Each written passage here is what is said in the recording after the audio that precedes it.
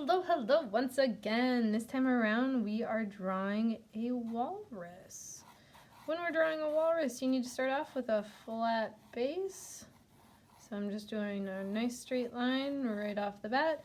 Then I'm gonna, from one corner, make a nice arch and actually swoop it around in front of my straight line. I'm doing these lines very, very lightly because I will be erasing most of them. I'm going to edit this one just a little bit and have it actually go down at more of an angle here. See, I'm already editing. This is why it's important to draw lightly in case you do need to erase, because you don't want those big divots on your page. From there, we're going to start at the corner again. We're going to arch up and come back down. Our arch is going to be the front of our walrus's body, and then we need to create its head. Our head's going to be right at the tippy top of our arch, like so. Oftentimes I'll do like multiple circles or ovals in this case until I get it exactly the way I want it to look. I am going to define a little bit where my line is going to be, because this is where my eye is going to be at. I'm coming down and connecting in with the rest of the body. I'm going to block in a couple of the other aspects like the arm here. And for this video, I'm actually going to switch to pen. So we're going to do a little different version. If you'd like to switch to pen, you definitely can. But the same attributes and the same directions are going to be applicable in pencil as well. So if you wanted to use pencil, you definitely can. You don't have to switch to pen. I just want to showcase a different material and demonstrate that you can create really great values through a different material such as pen, as long as you're working lightly. Okay, so I'm just going to use a regular blue pen, clicky pen. And as I'm working, first thing I'm going to do is just block in my eye up here. I'm arching around with the top of the head and coming down. This is the back of the body for the walrus. That was really weird the way I said that. It's kind of fun.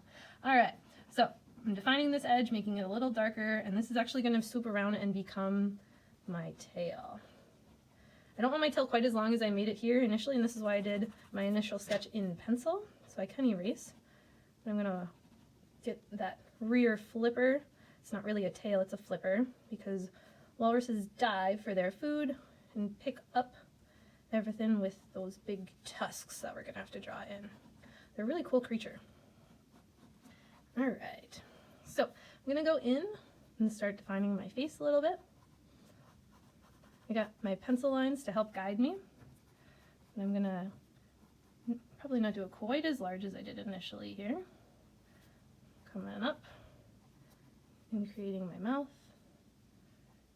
and back down.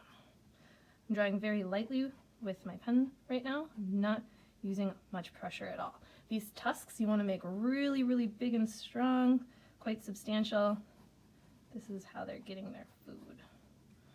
That's what really makes a walrus a walrus. All right. I'm going to arch up on the head and define my nose a little bit up here. Okay. Now I can come back down, start defining, figuring out where my neck is. Because I drew lightly, it's easy to go back in and define my edges. Since I know my sides of my animal are going to be shaded relatively dark, I am not afraid to have a little bit darker of an outline right here. And we're getting that belly. Walruses are big animals. It's okay to draw them a little larger. And you always want to fill up your page. Use the space that you got. It's a good practice to get into.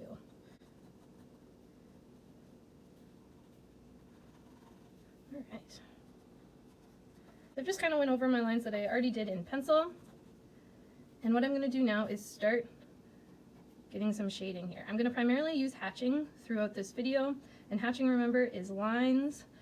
I'm just going to start out with very light lines and kind of just blocking in various areas at the moment.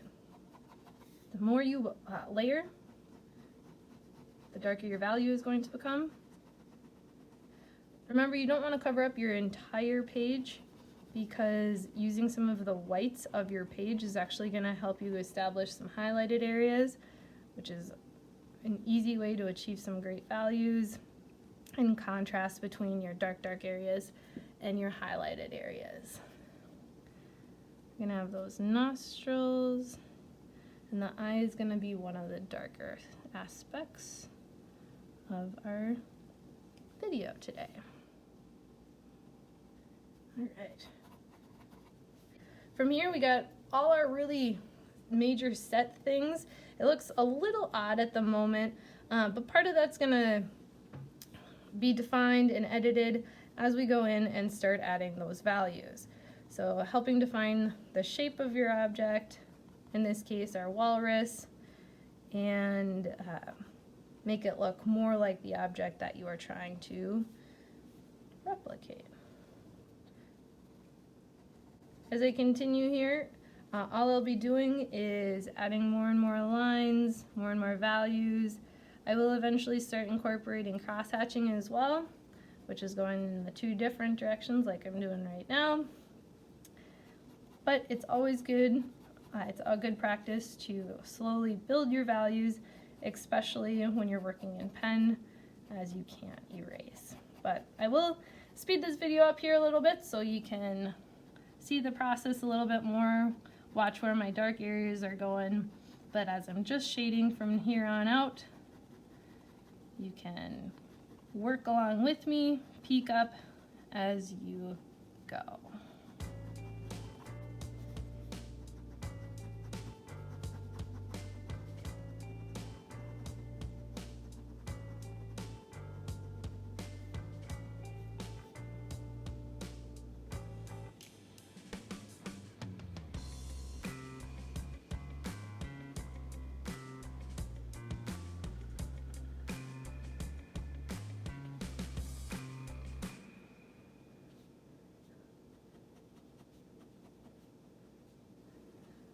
Notice how when I'm doing the tail here, I'm curving down and I'm slowly moving my direction because the tail is curving around, so I need to make sure that my lines are curving along with my tail.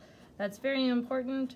Make sure you're doing that in order for your curvature to look as realistic as possible.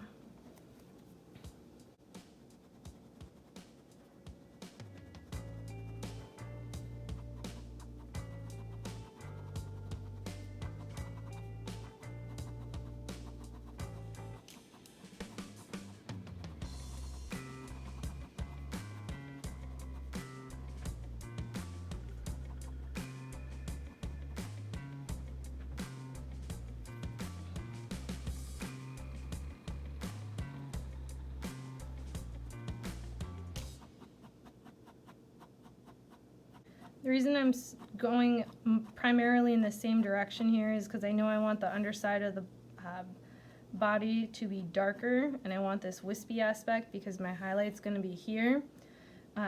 So I'm pressing really quite heavily at the bottom and lifting my pen and my pressure as I move up.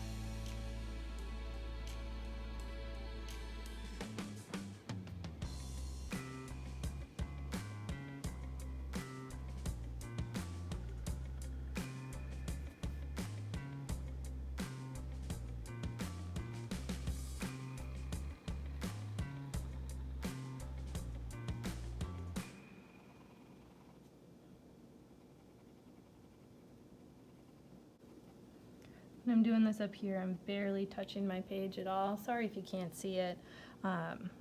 Hey, I'm trying to move around a lot so I don't get too hung up in any one area. But when I get tied into a drawing, I sometimes get preoccupied and I don't mean to cover up everything that I'm doing, so I will try to be better. But I'm not shading in quite as much up here because that's where he's looking up when the sun would be. I say he because generally the males are a little bit bigger than the females, if I'm remembering correctly, which is different than some other aquatic creatures. Being careful not to mess too much with the tusks. I want those to stand out nicely.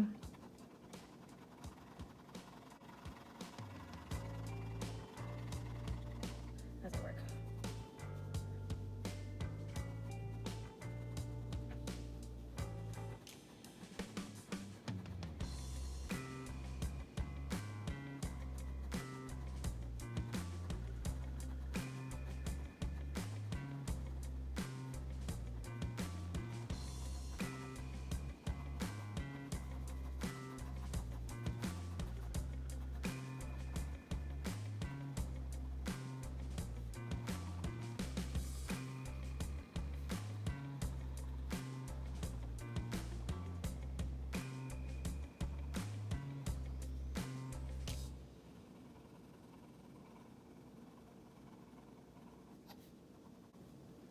You want your lines to stay relatively consistent, otherwise they will start to get distracting. I'm gonna go over my belly still again, since I did go in a different direction. And I'm planning on this to be a little bit lighter, that's why I did in a little different direction, because I wanted just a little bit of differentiation between the two. But make sure as you're working your lines are relatively close together, since I'm primarily using hatching as I do this.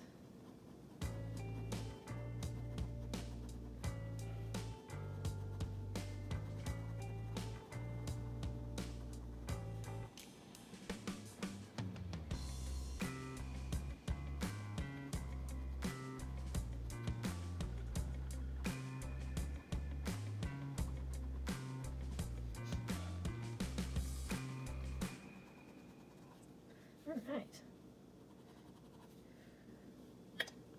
I'm going to put in just a quick C line. I did move up the page a little bit there, but oh well. And a shadow around. I want my shadow to be very, very dark.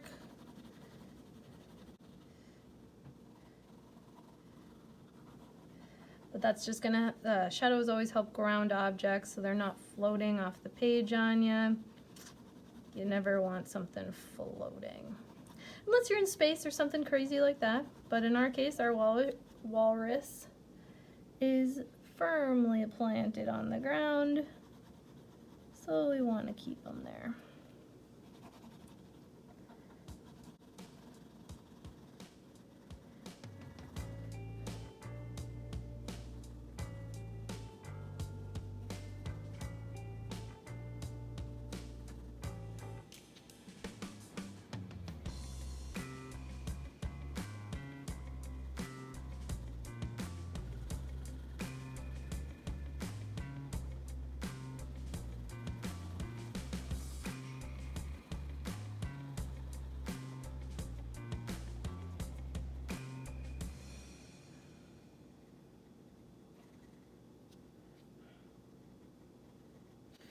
And let's give them a rock too.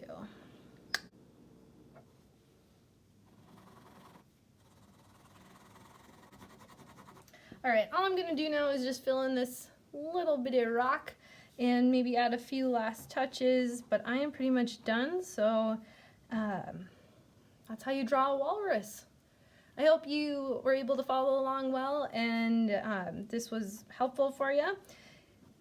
Best of luck in your creating.